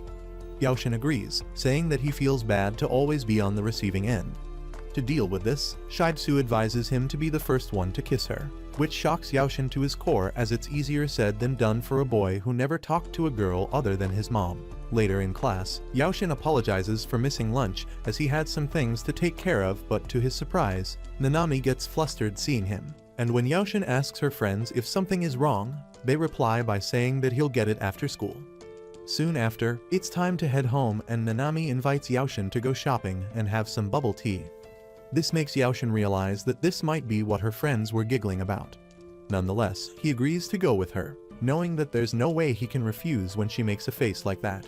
Additionally, Nanami suggests getting a different flavor so they can share, and it doesn't take long for Yaoshin to realize that she wants an indirect kiss. With that being said, the two of them head to the bubble tea shop to get themselves a tapioca. Judging by his reaction, Nanami figures that it must be his first time, to which Yaoshin agrees, saying that he didn't have anyone to go with. Hearing this makes Nanami glad as she gets to be his first, which causes Yaoshin to choke as the way she worded it doesn't seem right. While they are lined up, Nanami lets Yaoshin know that the taste might be okay, but the thing itself looks really cute. Yaoshin also begins to think how he hadn't lined up in the past, but as long as he's with her, even this kind of thing feels enjoyable. Eventually, it's their turn to order, and as planned, they both get different flavored drinks. Seeing her examine her drink so closely makes Yaoshin want to take a picture of her. With that, she extends her arms so he can take a picture of her drink, but to her surprise, he ends up taking a picture of her instead. This results in Nanami complaining as she thought he was going to take a picture of her drink, along with the fact that her pose is not cute at all. However, Yaoshin lets her know that her orange drink really complements her beautiful appearance, causing her to blush once again. Following that, Yaoshin admits that he just wanted to take a picture of her, and eventually, she agrees to allow him, only if he lets her take a picture of him as well. With that being said, Nanami tells him to take a pose, but as expected, he poses worse than the average Balenciaga model. This prompts Nanami to lock arms with Yaoshin and take a selfie instead. Yaoshin is taken aback by all this and remembers Shibatsu's advice to take the first step. This time, Yaoshin doesn't chicken out, and after calling her name, gives Nanami a kiss on her cheek. Nanami is surprised by this sudden move, and Yaoshin adds that taking a picture isn't enough as the two of them are on a date. Shockingly, instead of saying something, Nanami begins walking towards him to give Yaoshin a real kiss this time, but sadly, the two of them are interrupted by a couple who seem to recognize Yaoshin and ask him about the girl by his side. Nanami, confused, asks Yaoshin who they are, and to her surprise, they turn out to be his parents. While she starts to fix her hair, Yaoshin asks why they are at this place and gets a bit weirded out seeing them holding hands. Her mother lets him know that the two of them finished work at the same time and are on a shopping date right now.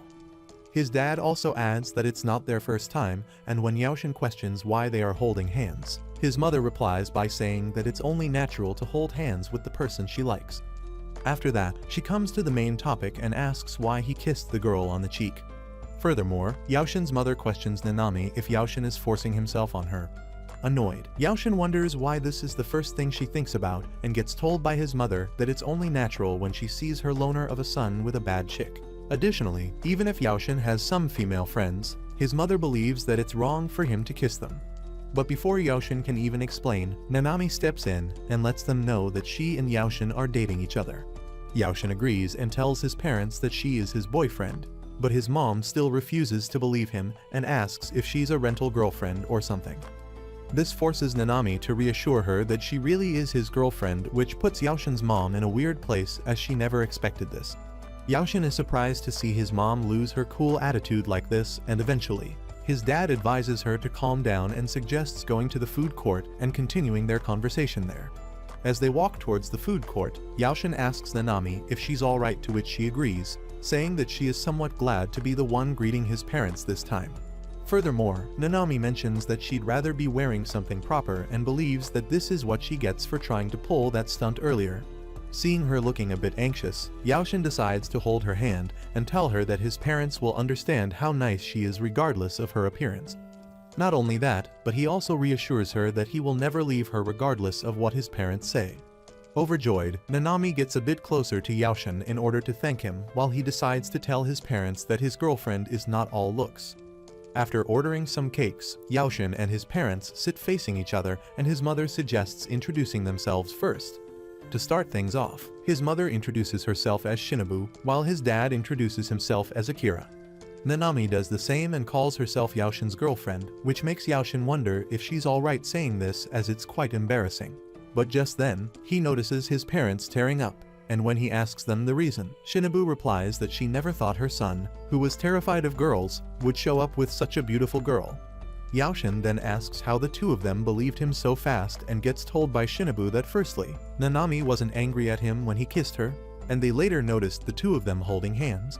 Following that, they call Nanami and while bowing their heads, ask her to take care of their son from now on. As expected, Nanami gets overwhelmed and asks them to raise their heads.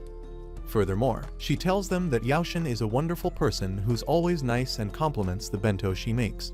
Shinobu gets a bit surprised hearing about the bento, which makes Yaoshin realize that he hasn't told them about it yet. Now, Shinobu is quite mad as she believes he was deceiving them about this. His parents were giving them money for lunch, and he was using it for dates instead.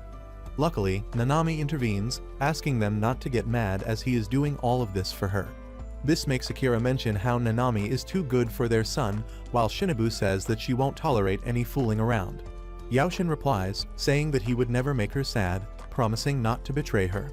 After hearing this, Shinobu decides to give them their blessing and later asks Yaoshin to tell her some things he likes about Nanami, as she can name at least a dozen things about Akira at any given time.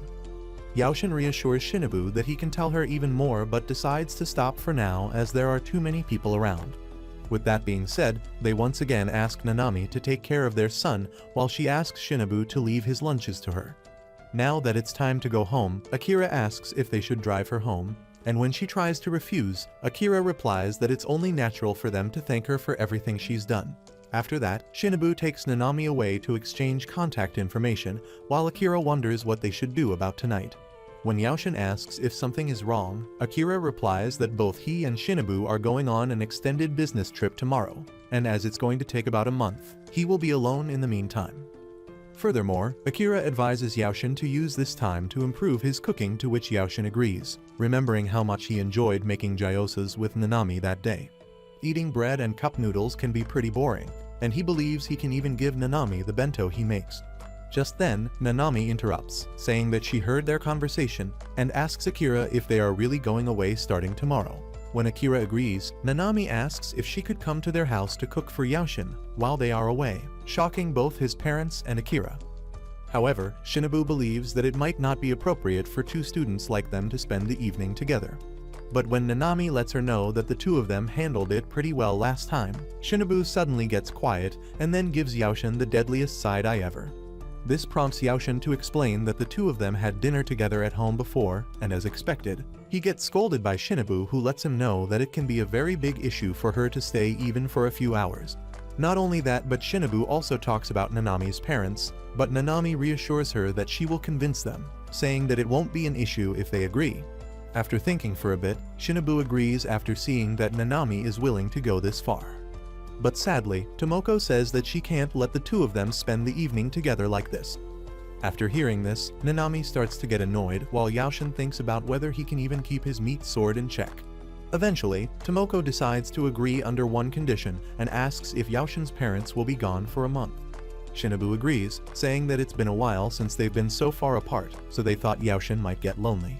Hearing this makes Yaoshin blush, and he begins thinking that his parents don't need to take this so seriously.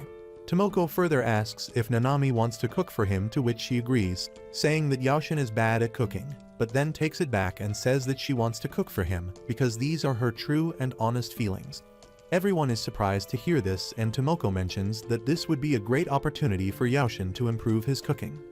Yaoshin agrees, and while holding Nanami's hands, lets her know that this way, he will be able to cook for her as well. Tomoko is glad to hear this, and Yaoshin looks back to see his parents wiping their tears. Out of nowhere, they give Yaoshin a big hug, saying that they never thought getting a girlfriend would change him so much. However, Yaoshin instantly gets away, telling his parents that it's really embarrassing to do something like that in front of Nanami. But to his surprise, she is overjoyed to see what just happened, which makes Yaoshin even more embarrassed than he already was. Meanwhile, Tomoko comes up with a plan and says that Yaoshin can come to their house to eat dinner while his parents are away, and at the same time, will help Nanami make dinner.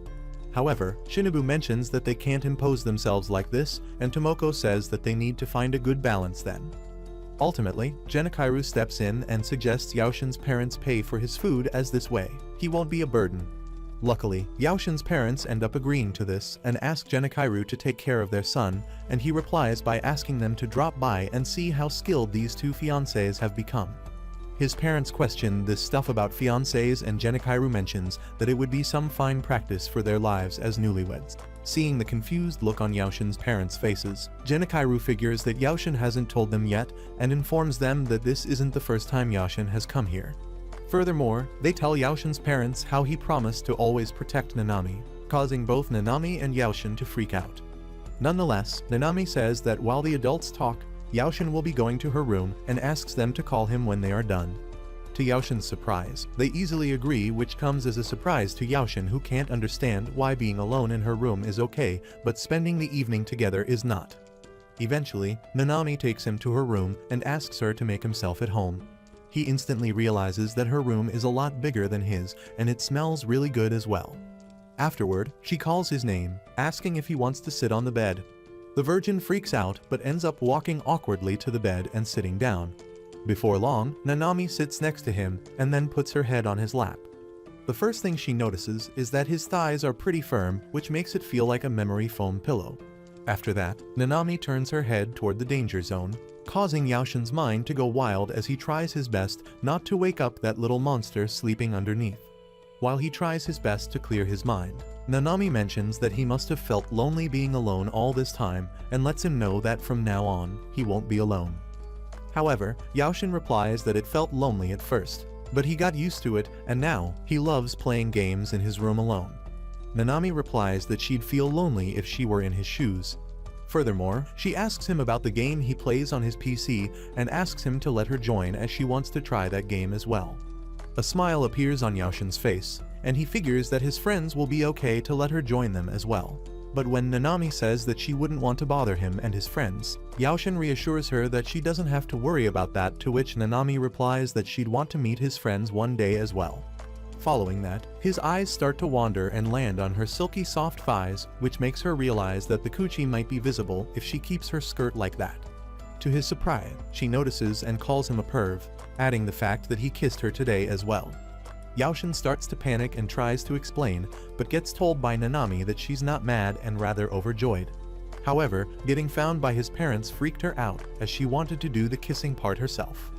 After that, the two of them look each other in the eye, and she ends up closing her eyes.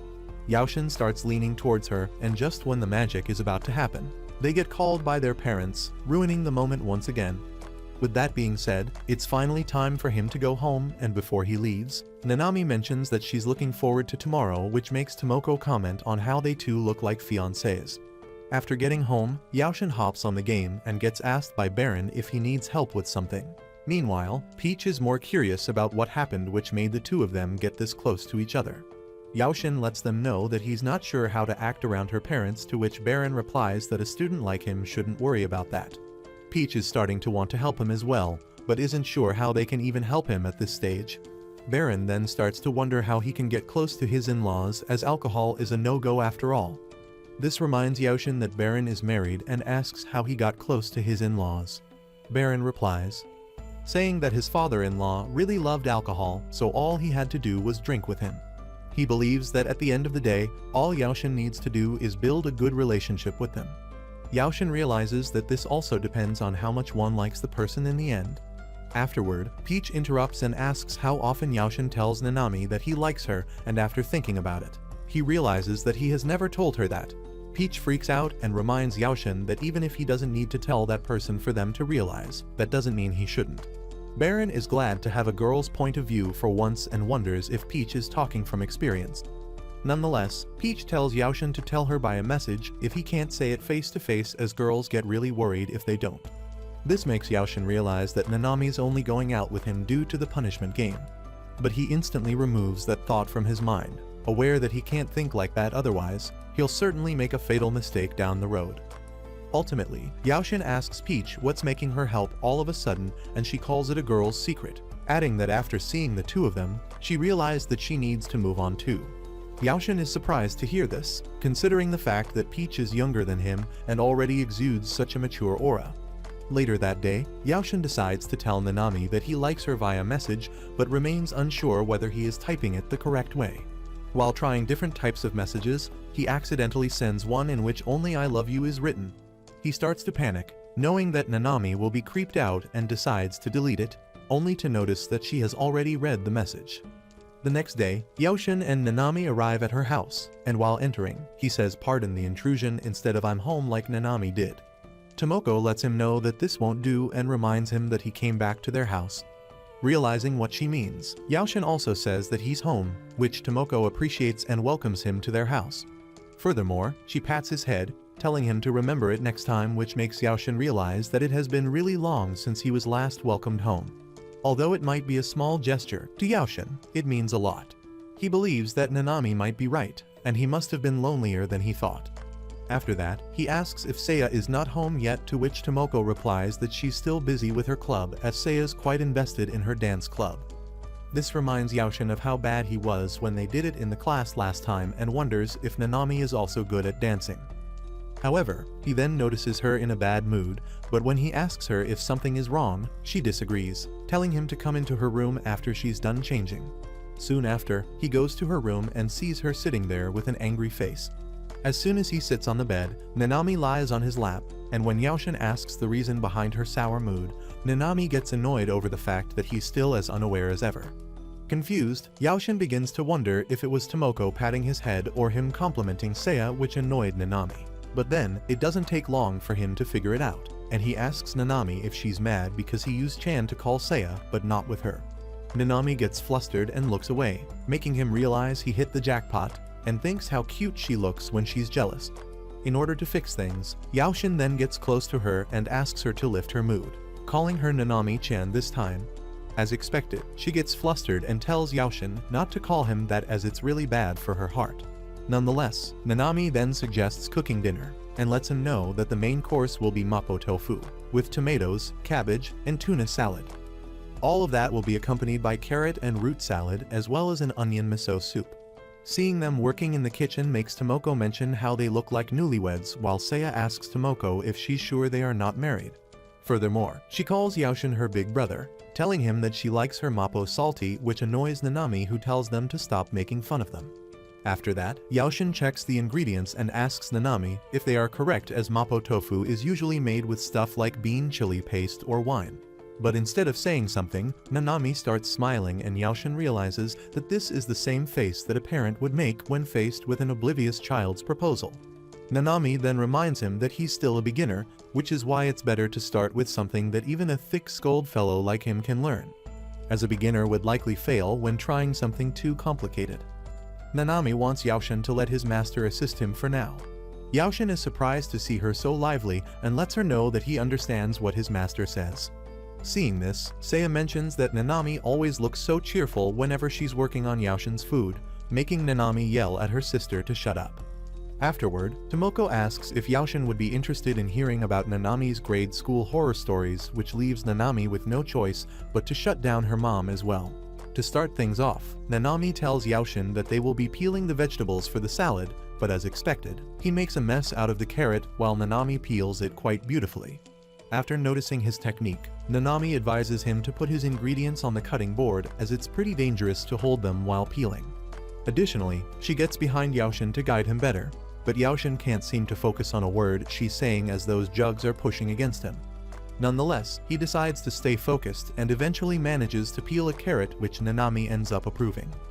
Yaoshin also likes the technique. She told him that it's quite safe compared to what he was doing before. Now that they are done with peeling, Nanami says that they need to cut the carrot, and for this, she tells him that his hands should be held like a cat's paws. However, seeing that he's not really getting what she means, Nanami once again gets behind him to give clearer instructions, completely aware that his arm is stuck in the valley between her mountains. Shockingly, both Tomoko and Seiya end up noticing this too, and Seiya can't help but comment on how brazen her sister has gotten. Nanami freaks out and gets away, causing Yaoshin to accidentally cut his finger with the knife he's holding. This causes Nanami to freak out even more, and Tomoko gets worried as well. However, Yaoshin reassures them that he's fine, as they only need to stop the bleeding, when suddenly, Nanami grabs his hand and starts sucking it like there's no tomorrow. After she is done, Tomoko brings the first aid kit and puts a band-aid on his finger. Nanami then apologizes, saying that she went with the flow just like she usually does with her friends, and scolds Seiya for making such comments when they are holding a knife. But to their surprise, Seiya is quite terrified and with tears in her eyes, apologizes to Yaoshin. To cheer her up, he reassures Seiya that he's totally fine and hits his finger against the counter to make her believe him. Luckily, this puts a smile on both Nanami's and Seiya's faces, making Yaoshin mention how nice it is to see the two of them smiling together. This comes as a surprise to Tomoko, who says that Yaoshin is surely going to be a great husband and father. After they are done eating, the two of them go to Nanami's room where she lies on her bed, giving that Gunnar a perfect chance to stare at those honkers. She then mentions how her mom recorded everything and figured that she must be showing it to everyone right now. Yaoshin believes that there's nothing that exciting about them cooking, but Nanami lets him know that his parents would be proud after seeing him cook for the first time. Furthermore, she wonders if the mappo was too spicy and shows him her tongue, asking if it's not too red. This reminds Yaoshin of how Nanami sucked his finger earlier, but he instantly gets this thought out of his mind. Afterward, Nanami asks Yaoshin to show her his tongue now, and as soon as he sticks it out, she gets super close to observe it, ultimately concluding that his tongue is pink as usual. Out of nowhere, she then asks him to come lay down with her, but Yaoshin refuses as he knows it might be a bit too much. Nanami realizes that he means that they might end up swiping each other's V-card if that happens. Furthermore, she is about to say something else, but gets interrupted when someone knocks on the door. It turns out to be Seiya, who brought some snacks and apologized to Yaoshin once again for getting him hurt. Yaoshin reassures her that he's all fixed up now, and Seiya hands Nanami the snacks she brought. But when Nanami invites her to join them, she refuses as the snacks are supposed to be an apology. Deciding to respect her decision, Nanami thanks Seiya for bringing them the snacks, and before leaving, she apologizes again for everything. Yaoshin tells her not to worry, which puts a smile on Seiya's face as she leaves. Afterward, they both start enjoying the snacks, and after taking a bite of the chocolate, Yaoshin finds it really delicious and wonders if it's the super high-class stuff. This makes him regret not eating it with Seiya, but Nanami reminds him that it wouldn't have been an apology if they ate together. Nanami then asks if he didn't want to eat this alone with her, and after seeing him shake his head in disapproval, Nanami rests on his shoulder. Soon after, she asks Yaoshin if he likes fish, and when Yaoshin wonders if this is about tomorrow's meal, she realizes that he must like them.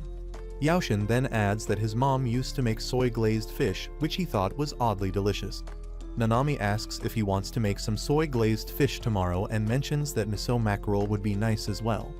This whole conversation makes Nanami comment on how she'd make a good wife. But to her surprise, Yaoshin, who has his eyes on the two big planets on her chest, says that she'd make a good mom as well. Nanami gets flustered hearing this and lays on her bed, asking why he'd have to say something like that. Yaoshin reminds her that she is the one who started it, to which Nanami replies that she didn't mean it like that. She didn't mean the taste of the fish, but whether he liked looking at them. Yaoshin finally realizes what she's getting at and lets her know that he likes them that way as well. This results in Nanami taking a sigh of relief and getting up to find something in her drawer. Soon after, she pulls out 2 tickets to the aquarium, which were apparently won by Tomoko. One ticket is for her, and the second ticket is for Yaoshin. After realizing what Nanami actually meant by liking fish, he falls to the ground in embarrassment, letting her know that he got it so wrong. But Nanami also takes responsibility for asking him in such a roundabout manner. After that, she sits next to him and with a beet red face, asks if he wants to go to an aquarium on their next day off. Yaoshin instantly agrees, which lifts off the pressure from Nanami, as she was pretty nervous asking him. Furthermore, he thanks her for taking the time out to ask him and suggests going tomorrow as it's a Saturday, to which she agrees. Just then, her phone begins ringing, and at first, Nanami decides to ignore it, but when it continues to ring, she decides to take a look real quick. However, after reading the message, Nanami apologizes, letting Yaoshin know that they might not be able to go tomorrow. The following day, Yaoshin is taken to a barber's shop by Nanami where a girl welcomes them. Nanami apologizes for being late, and after seeing her with a boy, that girl figures that he must be Nanami's boyfriend. Yaoshin agrees and introduces himself, but to his surprise, she grabs Yaoshin's face and begins patting it while welcoming him. As expected, Yaoshin gets flustered and asks if she is supposed to be this touchy. Furthermore, he remembers that Nanami is present as well and wonders if she is okay seeing them like that. However, she seems to be standing there, unfazed, which ends up confusing him even more. In order to defend himself, Yaoshin then reassures Nanami that he didn't consent to her doing this to him. Nanami is shocked hearing this and informs Yaoshin that the person hugging him is a boy, not a girl. That person agrees with Nanami, and Nanami further mentions that he's married, so there's no way he'll try to hit on others. Hatsumi then decides to introduce her and tells Yaoshin that Toru is the owner of this salon. After taking a closer look, Yaoshin notices that he's one of those big sister types who looks pretty clean and well refined. Toru then informs Yaoshin that Nanami is a regular at his salon, which comes as a surprise to Yaoshin, who realizes that he doesn't know much about his own girlfriend. With that being said, Toru suggests getting started with their work. Apparently, when Nanami received that message last night, she told Yaoshin that it was from Hatsumi. When Yaoshin asked if Hatsumi wanted to go out with her instead, Nanami disagreed but failed to explain what was going on. Eventually, she asked Yaoshin if he would like to escort her tomorrow, and when Yaoshin asked if she meant it as a date, Nanami refused and figured that it'd be easier to show him. With that, she showed him her phone, and he realized that Hatsumi was asking her if Yaoshin could become a model for Toru. Yaoshin started to wonder if they needed his packs for a Playboy magazine, and figured that Nanami must be indebted to this Toru person, considering the fact that she wanted him to become a model. Ultimately, he mentioned that someone like him would stand out a lot in a place like that, but Nanami reassured him that it'd be fine, advising him not to put himself down like that. Additionally, she started requesting him to do it for her, as she really wanted to go out with Yaoshin to look his best. This resulted in him instantly agreeing to become the model, causing a huge smile to appear on her face. Back in the present, as Yaoshin is sitting on the chair, he is starting to regret his decision and can't believe that something so simple is making him anxious. Toru starts off the conversation by mentioning how Nanami fell for an average fellow like him, causing Yaoshin to apologize for not meeting his expectations. However, Toru replies that it's not what he means, as he was worried about who Nanami might start dating. Curious, Yaoshin asks if he is talking about her from back in the day, to which Toru agrees, saying that before, both Hatsumi and Ayumi got comfy with him pretty quickly, but Nanami still looked pretty worried around him. With that being said, Toru is about to start and tells Yaoshin to leave everything to him, reassuring Yaoshin that he will keep his face hidden in the photos. Yaoshin also mentions that he will be going on a date with Nanami and would like to avoid something too wild, but he still needs to look good next to her. Yaoshin is fully aware that it's not just the hairstyle, as he also needs to improve his posture and other things to stand confidently next to her. Hearing this makes Toru give him a hug, calling Yaoshin cute for trying to impress her. Nonetheless, Toru then picks up a pair of scissors and promises to give Yaoshin the best haircut he possibly can. With that, he locks in and starts cooking to give Yaoshin that low taper fade that he always wanted. After he is done shortening his hair, Yaoshin asks if they are done, but Toru replies that he still needs to add some hair wax, and after confirming that Yaoshin doesn't have anything else planned for today, Toru decides to teach him the magic a hair gel can do. Soon after, Toru is done and shows Yaoshin the final look. He figured that something short would look better on him, as he's pretty lean and fit for his age. While Toru believes that it fits his style, he asks if Yaoshin doesn't like it, and asks him to rate it. Yaoshin replies by letting him know that he's really amazed and thanks him for the hard work. Toru is glad that he liked him, and before letting him go, he advises Yaoshin to not look down all the time, as he's the one Nanami chose after all. Not only that, but he needs to be proud, as Toru gave him his best work. Now that they are done, Toru takes him outside to show Nanami his new hairstyle. All the girls are shocked, especially Nanami, and when Yaoshin asks what they think, both Hatsumi and Ayumi start complimenting him, saying that Toru really made him look fresh. After that, he looks at Nanami, but she's too stunned by how good he looks. After Yaoshin snaps her out of it, Nanami begins to worry about how everyone will start hitting on Yaoshin, as she never expected him to look this handsome. After that, she thanks Toru for all the hard work he did, who then teases Yaoshin for looking handsome in front of the girl he loves. Lastly, Toru suggests taking some pictures, and while the three of them go ahead, Hatsumi tells Ayumi that people really do turn into playboys like mangas, but only in the eyes of someone who loves them. Even though they are aware that it all started as a lie, they are still glad that it's going pretty well, and are glad that they chose Yaoshin. Before they leave, Toru gives Yaoshin some hair wax as a gift, but refuses to take any payment and asks Yaoshin to let him do his hair at their wedding if he really wants to repay him. The next day, it's time for the date, and Yaoshin runs towards the meetup point. Luckily, he makes it on time and just stands there waiting, with his heart pumping out of excitement. Before long, Nanami also arrives and lets him know that she also put a lot in her fit, considering she is the one who invited him. Concerned, Yaoshin mentions that her fit seems pretty revealing and gets told by Nanami that she wants to show off. When Yaoshin says that he won't be the only one looking at her, Nanami replies that others don't matter to her. And with that being said, they decide to finally start their date. Yaoshin then extends his hand, but instead of holding his hand, Nanami ends up grabbing his arm. Seeing that the arm is in a place that is not good for his heart, Yaoshin begins to panic and gets told by Nanami that his looking so pretty is making her excited. Yaoshin thanks her, and after letting her know that he enjoys the compliments, mentions his arm. Nanami wonders if she doesn't want her to hold it, to which Yaoshin disagrees and says that she's grasping his hand with those melons a bit tightly. Nanami lets out a smirk and moves a bit closer to Yaoshin in order to tease him a bit more. This makes Yaoshin comment on how she's being unusually assertive, but Nanami completely ignores his comment and suggests going inside.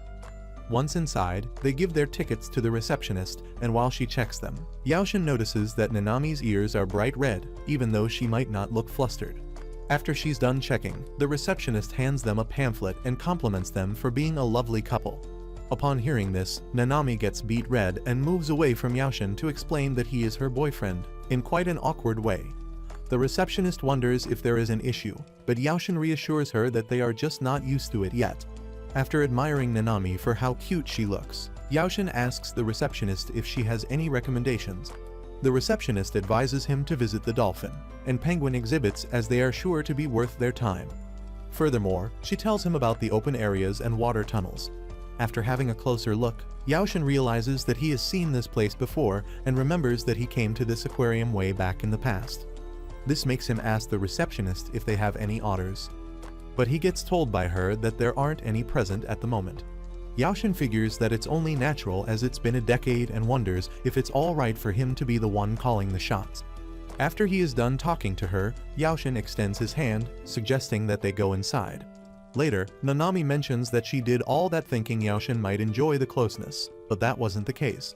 She further adds how weirdly comfortable she feels around him today, which makes him wonder if it's because of his hair. Before long, they finally enter the main aquarium, and Nanami is shocked to see all the fishes present.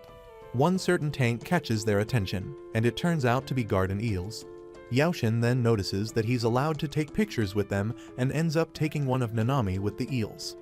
After that, she decides to take one of Yaoshin as well. As they continue to explore the rest of the aquarium, an announcement about the start of the dolphin show is made, and they decide to have a look. Following that, Nanami notices how Yaoshin looks exactly like her dad from behind with the outfit he's wearing and asks if it's okay for her to call him daddy. Yaoshin argues that it doesn't really fit, as he doesn't have any children, and asks if he should call her mommy as well. Nanami becomes silent after hearing this, and in order to break the ice, Yaoshin suggests going to see the dolphin show. Just then, a kid comes running and bumps into Nanami, causing her to fall toward Yaoshin, and his hands land perfectly on those honkers of hers. While Yaoshin begins to freak out and apologize, Nanami looks back and sees a little girl grabbing her leg. That little girl then starts looking for her mom, and when Nanami asks who she is, the girl starts crying, wanting to meet her mom. Both of them figure that the girl must be lost, and when Yaoshin asks if she's alright, the girl gets scared of Yaoshin's chopped face and hides behind a pillar. Nanami then goes up to her and asks if she needs help looking for her mom, while Yaoshin takes notes on how Nanami is putting herself at the girl's level. That girl eventually gathers the courage and asks the two of them who they are, and Nanami first introduces herself and then Yaoshin. After that, Nanami asks her the same question, and the little girl introduces herself as Yuki and gets complimented by Nanami for having a pretty name. Following that, she extends her hand, and luckily, Yuki ends up grabbing it, showing that she trusts them now. After that, Nanami suggests sitting on the couch nearby, to which Yuki agrees and notices that no one is holding her other hand. This results in her asking Yaoshin to hold her other hand, and he gladly agrees, later noticing how her hands are pretty small, which is why he needs to be gentle as well. The two of them then take Yuki to that couch, and Nanami helps her sit. Yaoshin instantly notices that she looks nervous and figures that it might be best to let her rest. He then realizes that there's a vending machine next to them and suggests buying a drink for Yuki, as it might help her feel better. Before buying one, Yaoshin makes sure to ask Yuki the juice she likes, to which she replies that orange juice is her favorite. With that, Yaoshin starts walking towards the vending machine, but is stopped by Yuki, who makes sure to thank him.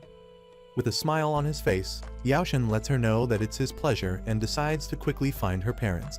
Soon after, when Yuki is done with her juice, Nanami asks her about the place where she got separated from her mother, and Yuki replies that it was all dark and she was looking at all the pretty fishes, but as soon as she looked away, her mother wasn't there anymore. Knowing that this won't help, Yaoshin asks if she knows where she came from. But Yuki isn't sure as everything is so dark, and before long, everyone who was with her left. This causes her to start crying once again, mentioning how she was left all alone. Nanami reassures her that they are with her now, and Yaoshin realizes that they will need to find a staff member, as the aquarium doesn't have any childcare center. When Yuki asks what the staff means, Yaoshin replies that it's an adult who works at the aquarium. This reminds Yuki that her dad said he had work today, but she still insisted on going to the aquarium and called it her fault. Luckily, Nanami gives Yuki a hug to calm her down and reassures Yuki that her dad will forgive her as long as she apologizes. Furthermore, Nanami lets her know that she has had fights with her dad as well, but in the end, they always make up in the end because her dad loves her. This ends up improving Yuki's mood, and she begins to smile.